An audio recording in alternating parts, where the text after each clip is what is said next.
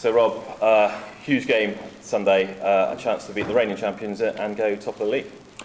Yeah, it's a big game. I think it's hard to balance out a little bit of, at the end of the day, it'll just be the halfway point in the league. You know, whether we win or lose on Sunday, that won't be the winning or losing of the whole tournament, and it doesn't define your season.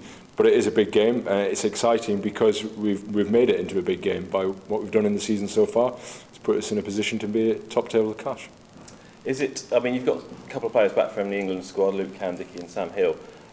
They've also lost a few players. Well, they've still got players in the England squad. So, is it a good time to play them at the moment?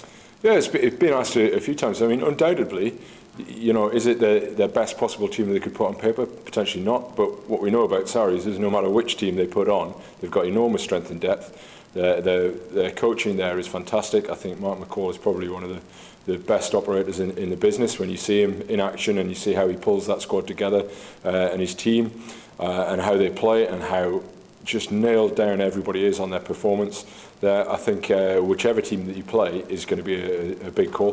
They've got great strength and depth, got great players. Is there a good time to play them? Well, potentially, but you could just as easily argue the same for us with guys that we've got missing. But what do we know? Well, we know that at the moment, even with those guys out, we're a pretty good outfit. We're winning some big games, and the lads who are in the shirts are playing very well. So it kind of works both ways. And they're top of the league, obviously, and it shows, like last week when they came back from 13-0 down at half-time to beat Bath. So, you know, they're not top of the league for no reason, are they? Oh, no, I mean, they're very good. They dug in deep last week. You know, there are a lot of very, very hard games in the Premiership. Bath currently, despite their league position, is still a very, very tough game. I was a bit surprised to see that 13 points was the biggest margin they've ever had to come back from, because it doesn't seem that much, to be fair. I seem to remember turning over a few of those in our time. But yeah, look, they pulled themselves, they shook themselves off a little bit, and they finished that game in great style as well. The rugby they were playing at the end of that was, you know, very, very difficult for Bath to cope with. They're a formidable outfit. And it's a really good time to be an Exeter Chiefs fan at the moment with your, you know, great home form, chance to get top of the league, and obviously the quarterfinals of the Champions Cup.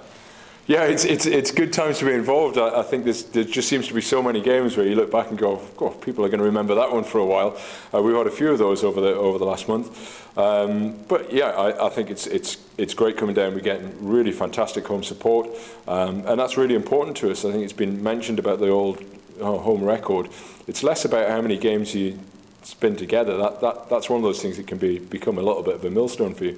Actually, it's much more about us just wanting to go out and play in front of our home support. It creates a great atmosphere when they get behind the guys and the drums start going.